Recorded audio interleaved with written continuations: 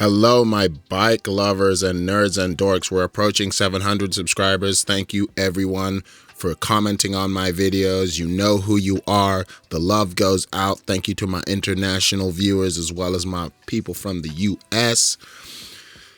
Let's get it. All right, dork, you're looking for your next bike, but let's talk about the braking system and which one should you choose, rim brakes or disc brakes. Now, not all disc brakes are the same. We have mechanical and hydraulic, and by the end of this video, you should be equipped with the information to make the right decision on your next bike. We'll start with rim brakes. Now, there have been advances in biking technology, but the rim brake is a very traditional style and still works very well for a lot of riders. Let's talk about the pros and cons. There are two main types of rim brake. There are the caliper brakes that you'll see mostly on road bikes and the cantilever brakes that you will see mostly on mountain bikes or hybrid bikes or touring bikes. You have single pivot, side pull, traditional road bike style. You have dual pivot side pull, more powerful, found on modern road bike. You have a center pull, cantilever style calipers. You have cantilever brakes. These are separate arms mounted to post brake bosses on the frame and fork. They include traditional cantilevers, commonly on older mountain bikes and cyclocross bikes, and V-brakes, linear pull cantilevers, more powerful with long arms and a direct cable pull, widely used on mountain and hybrid bikes. The advantages of rim brake bikes are that they tend to be lighter. With caliper brakes, they're easier to work on, but I would argue that with cantilever brakes, they are more of a challenge to keep aligned. They give you a nice aero profile. If you're into speed, I think caliper brakes are probably the best style of bike if you're just staying on the road and all you want to put in is road miles. And they tend to be cheaper overall systems because that is the older technology. For example, if you wanted to get a new bike or a used bike, I would say if you're just wanting it for road and for speed, then I would say get a rim brake bike is probably the best option. The disadvantages of rim brakes are that they are not as good in all weather conditions. They can get sketchy when the conditions get wet. They grind down your rims over time, meaning you'll need to replace the wheel if your braking surface gets worn down. Rim brakes are not as good when you're descending. During long descents, you have to put more input into the braking, especially if you're riding heavier bikes like mountain bikes or touring bikes loaded with gear. Those rim brakes are not as strong, so the descents can be the times where it feels really scary on rim brakes. Honestly, rim brake bikes are fine for dry weather conditions, budget builds, or folks who want to keep it simple. They're also really great for roadies because in general, they can tend to be faster bikes and lighter and more aero. But if you're riding in Seattle with weather conditions and you're doing a lot of descending, especially when it gets wet, then I would argue that there are better options out there than your traditional rim brake bike. The next step up in braking, I would argue, is a mechanical disc brake set. This is a great option, especially if you have drop bars that are a mechanical set, because you can't interchange hydraulic with mechanical depending on your levers. You're stuck to one. So this can be a really great setup if you do it right. And especially if you're someone who doesn't want to do the brake bleeding of the hydraulic fluid, this can be a really, really great option for you.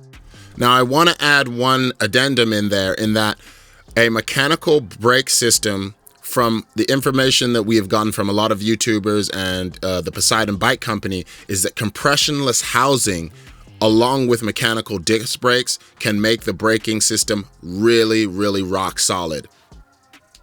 Some would argue that better brake calipers can increase the performance. From my personal experience, taking a mid-range level of caliper and using compressionless housing to set it up has offered a dramatic boost in the braking to the point where they're pretty close to hydraulic. Now, I wouldn't say they're exactly the same as hydraulic. I'd say that's probably the premium, but way better than rim brakes and close enough where you don't really have to think about it. The advantages of disc brake bikes is that they are way better in all weather conditions. Now, they will squeak if they're wet generally, but they're still better in my personal opinion. Also, one of the things that I love is that there's no rim wear, meaning you're wheel set can essentially last forever, and all you got to do is change the disc to improve the braking. And when you're reselling those wheels, if you want to upgrade, your wheel will hold more value over time than a rim brake wheel would. Also, if you're using the mechanical style, then the setup should be pretty familiar to you, a little bit different than rim brakes, but pretty similar. And I would say the adjustments on rim brake bikes are maybe a little bit more complicated to me personally. Also, changing out the pads on a set of disc brakes is a lot easier to me than it was on the rim brake bikes. A few of the disadvantages I would say for mechanical disc brakes is that the rotor rub at times, and this is just disc brakes in general, sometimes the rotors can rub. You might need to true the rotors. And also when your brake pads wear out, you'll start to get a little rub. Not a huge deal, but that's one of the disadvantages. The power is good, but they're not as good as hydraulic level brakes.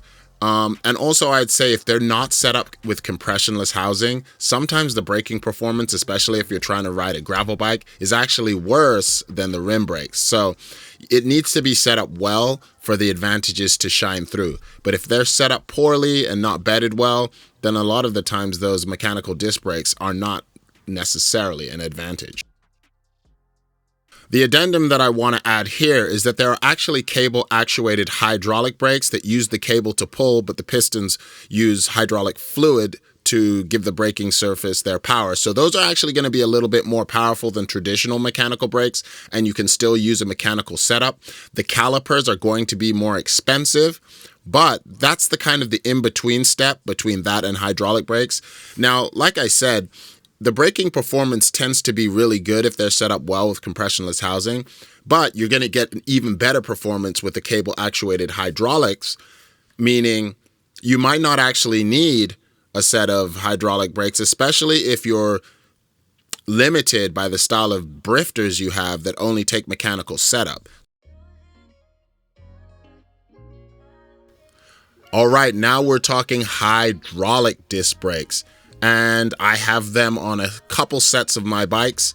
And these are, I would argue, the strongest set of braking that you can get on a bicycle. Some of the benefits are the absolute power that you get out of them. One finger braking, even bombing downhill, especially on mountain bikes, they have 4 piston brakes. Those will be super stopping power. Smoother modulation, no cable friction, just the magic of fluid. Another thing is they're self-adjusting, so they tend to align themselves until the braking pads get worn out. The downside to hydraulic brakes is that they tend to be more expensive. There are budget options out there, like the L2 or the Senha from China, but they tend to be more expensive generally. Also, you are stuck with whatever you have if you're doing a drop bar bike. If your drop bar drifters are mechanical, then you have to get mechanical. If your drop bar drifters are hydraulic, then you have to get the hydraulic.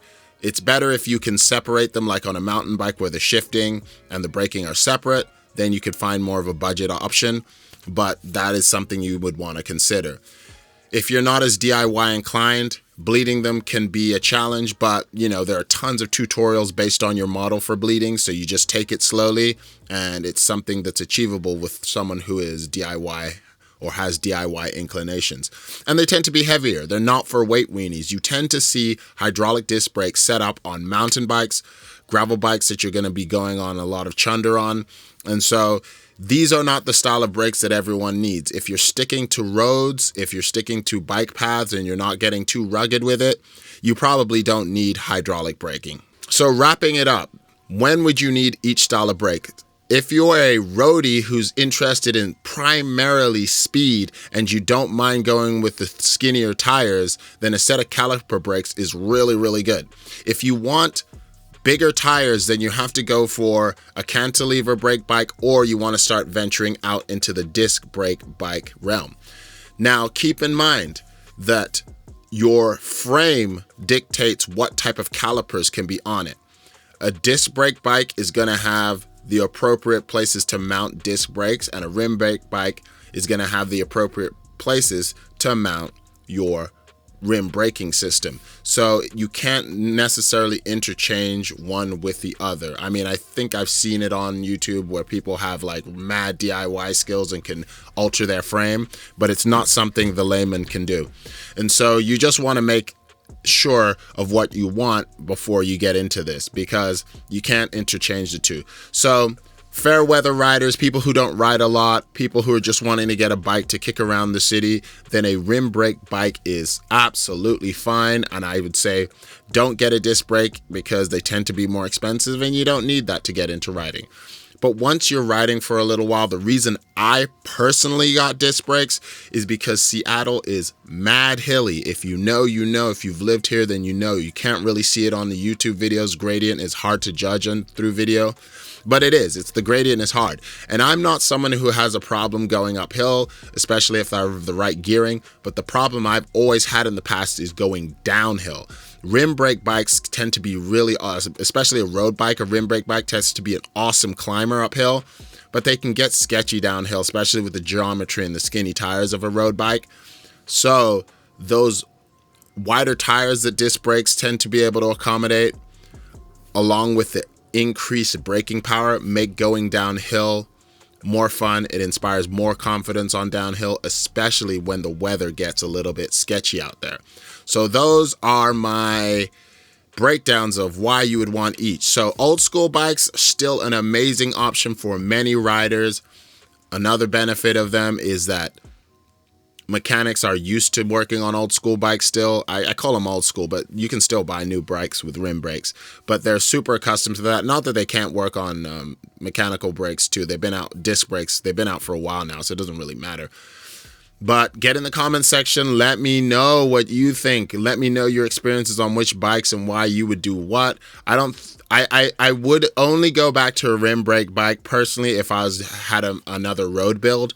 But I wouldn't use off-roading bikes with rim brakes just because I don't have to. I mean, I would for just kicking around, but if I wanted to do some serious off-road and be on the gravel or be on dirt for extended period of time, I would definitely use an hydraulic disc brake if that could be my option.